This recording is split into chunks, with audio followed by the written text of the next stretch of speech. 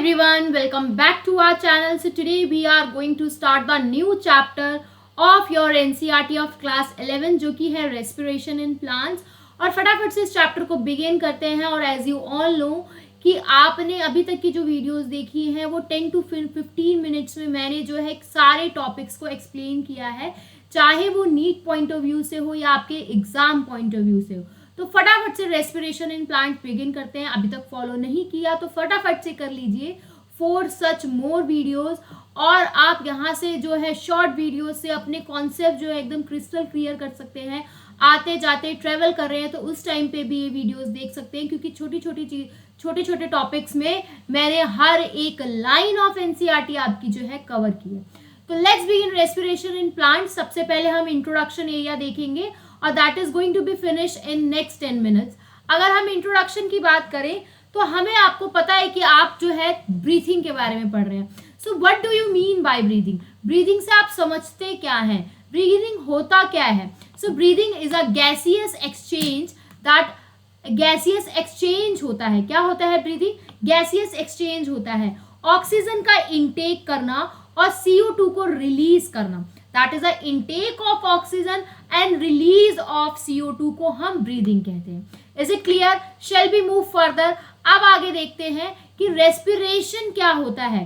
Somehow breathing और respiration जो है they are same terms, but कहीं ना कहीं कुछ डिफरेंस है। तो उसके लिए मैंने अच्छे से नोट्स बनाए। अगर आपको यही नोट्स चाहिए, शॉर्ट नोट्स चाहिए, तो फटाफट से कमेंट कर देना, व्हाट्सएप लिंक ज्वाइन कर लेना एंड मैसेज मी दैट कि मैम नोट शेयर कर दीजिए, then I will share you the notes. Next अगर हम बात करें रेस्पिरेशन की तो आपको पता चल गया ब्रीदिंग क्या है। It is a gaseous exchange, intake of oxygen and release of CO2। Whereas अगर हम रेस्पिरेशन की बात करें तो जब ऑर्गेनिक मॉलिक्यूल्स का ऑक्सीडेशन होता है, क्या होता है? जो भी ऑर्गेनिक मॉलिक्यूल्स होते हैं उन सब का ऑक्सीडेशन होता है और तीन चीजें अकर करती हैं। एक तो जो भी कार्बन कार्बन बॉन्ड है उनका ब्रेकडाउन होगा, उनसे एनर्जी रिलीज होगी और एनर्जी स्टोर होगी in the form of ATP, adenosine triphosphate, उसे रेस्पिरेशन कहते हैं। तो रेस्पिरेशन क्या होता है? That is a oxidation of organic molecules and the breakdown of carbon carbon bond. Energy is released and energy stored in the form of ATP is known as respiration. Is it clear? अब हम आगे बढ़ते हैं कि ये ATP क्या है। What do you mean by ATP?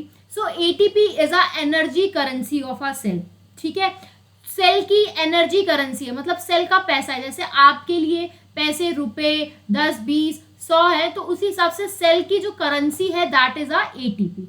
Next, ये जो रेस्पिरेशन प्रोसेस है काफी स्लो प्रोसेस है, आराम आराम से चलता है, स्टेप वाइज प्रोसेस चलता है और हर एक स्टेप को कोई ना कोई एंजाइम जो है कंट्रोल करता है। Is it clear? नेक्स्ट अगर हम बात करें तो हम अब बात करते हैं कि एफिशिएंसी क्या होती है। Let us talk about efficiency of respiration. ठीक है, तो जितनी भी एनर्जी ये स्टोर हुई, रिलीज हुई, क्या वो सारी की सारी स्टोर हो जाती है? तो सारी की सारी जो एनर्जी है वो स्टोर नहीं होती। सो एफिशिएंसी ऑफ रेस्पिरेशन कितना होता है? सिर्फ 45%। बाकी सारी एनर्जी जो है लॉस्ट हो जाती है in the form of heat energy. Is it clear? अब हम आगे बढ़ते हैं और अब हम देखते हैं कि what do you mean by food. तो मतलब अब आपको इतना तो पता चल गया कि ऑर्गेनिक मैक्रोमोलिक्यूल था क्या। ऑर्गेनिक मैक्रोमोलिक्यूल और कुछ थोड़ी था, फूड ही था। किसी भी लिविंग सेल के अंदर फूड का ऑक्सीडेशन होना, जो भी आपने फूड खाया है और उससे एनर्जी रिलीज करने को हम क्या कहते हैं? रेस्पिरेशन कहते हैं। उससे एनर्जी रिलीज करने को हम क्या कहते हैं? रेस्पिरेशन कहते हैं। नेक्स्ट अगर हम बात करें क्या फूड क्यों जरूरी है, देखो इतना आपको समझ में आ गया कि ब्रीदिंग अलग है, रेस्पिरेशन अलग है। ठीक है, तो ब्रीदिंग रेस्पिरेशन में क्या होता है कि जो ऑर्गेनिक मैक्रोमोलिक्यूल्स हैं वो और कुछ ही थोड़ी है, वो फूड ही तो है। तो फूड जो है बहुत ज़्यादा ज़रूरी है फॉर द रेस्पिरेशन। अगर हम वही बात करें प्लांट्स की तो प्लांट्स में फोटोसिंथेसिस अलग होती है, रेस्पिरेशन अलग होती है।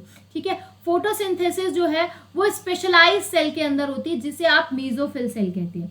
रेस्पिरेशन जो है प्लांट की हर एक लिविंग सेल के अंदर होती है। नेक्स्ट अगर हम बात करें तो जितने भी ऑर्गेनिज्म होते हैं like plants, blue green algae और जो भी प्लांट लाइक ऑर्गेनिज्म होते हैं वो अपना खाना खुद बनाते हैं with the help of photosynthesis. ठीक है, नेक्स्ट उनके पास एक स्पेशलाइज सेल होती है जिसे मीजोफिल कहते हैं, जिसके अंदर क्लोरोप्लास्ट होता है। आप ये सारा फोटोसिंथेसिस इन हायर प्लांट पढ़ चुके हैं। नेक्स्ट अगर हम बात करें नॉन ग्रीन सेल्स की, जिनके अंदर क्लोरोप्लास्ट एब्सेंट होता है, तो वहां पर क्या फूड नहीं जाता है, वहां पर भी जो है फूड ट्रांसलोकेट होता है with the help of leaf. मतलब लीफ में फोटोसिंथेसिस होती है, तो जो भी नॉन ग्रीन सेल्स है जहां फूड चाहिए वहां से फूड वहां पे ट्रांसलोकेट हो जाता है। नेक्स्ट अगर हम बात करें तो लेट्स सी, नेक्स्ट अगर हम बात करें तो जितने भी ऑर्गेनिज्म हैं जैसे कि एनिमल, फंजाई, प्रोटोजोन, तो वो सारा का सारा अपना खाना जो है प्लांट से लेते हैं। ठीक है, इसीलिए उन्हें हम हर्बीवोर्स कहते हैं। ठीक है, तो जितने भी एनिमल्स, फंजाई, प्रोटोजोन, जो या तो हो सकता है there is a possibility of two, कि आप अपना खाना डायरेक्टली ले या इनडायरेक्टली ले। डायरेक्टली मतलब अगर आपने प्लांट ही खाना तो वो आपने डायरेक्टली लिया तो आप हर्बीवोर हो गए, वहीं अगर आप इनडायरेक्टली ले रहे हैं तो आप कार्निवोर हो जाओगे। नेक्स्ट अगर हम बात करें तो there are some respiratory substrate also.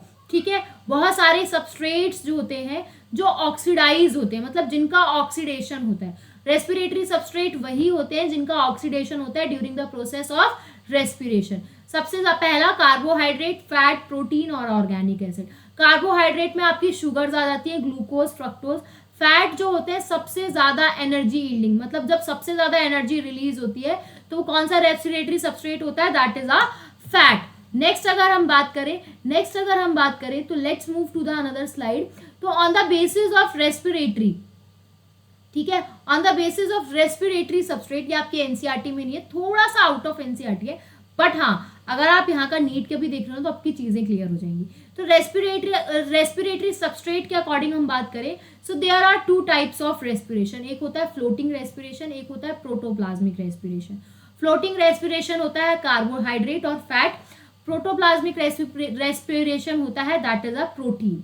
ठीक है, नेक्स्ट अगर हम बात करें, जितना एक नॉर्मल आपको ज़रूरत है मैं सिर्फ उतनी ही चीज़ें बता रही हूँ, इससे ज़्यादा आपको चीज़ें जो है जानने की ज़रूरत नहीं है।